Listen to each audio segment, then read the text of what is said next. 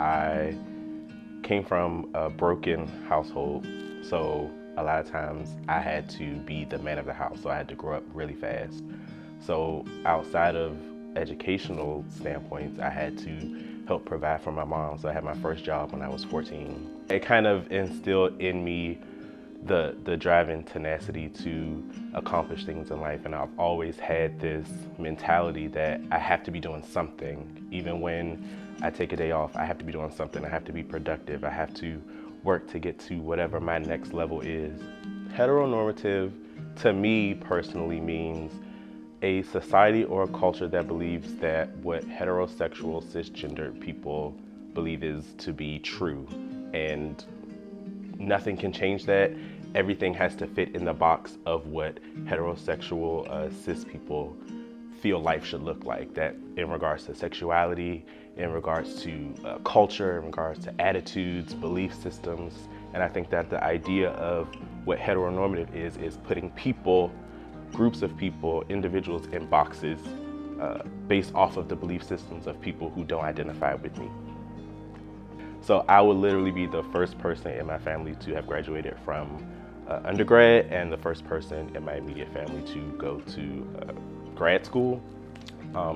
So that to me said a lot generally, because ever since, like I said, I was younger, I always wanted to be better than I was before.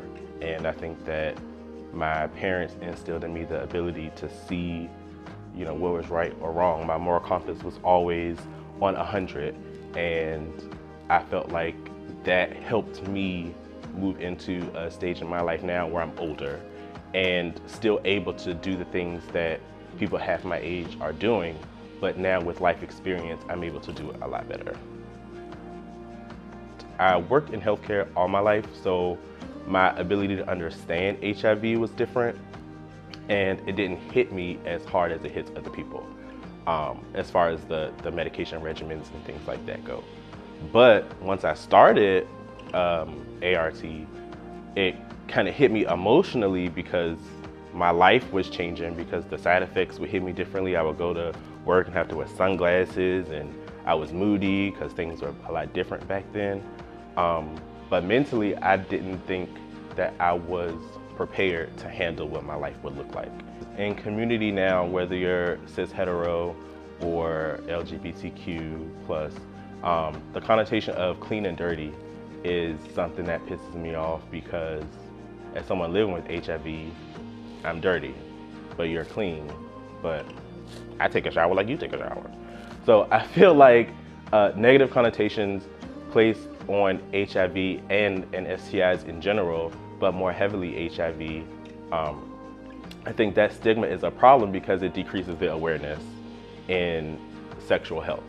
And on top of HIV, I feel like racial stigma and discrimination is something that is global. And I feel like adding racial discrimination and sexual stigma play a huge part in the increase in the rates of transmission among Black and brown people as it relates to HIV.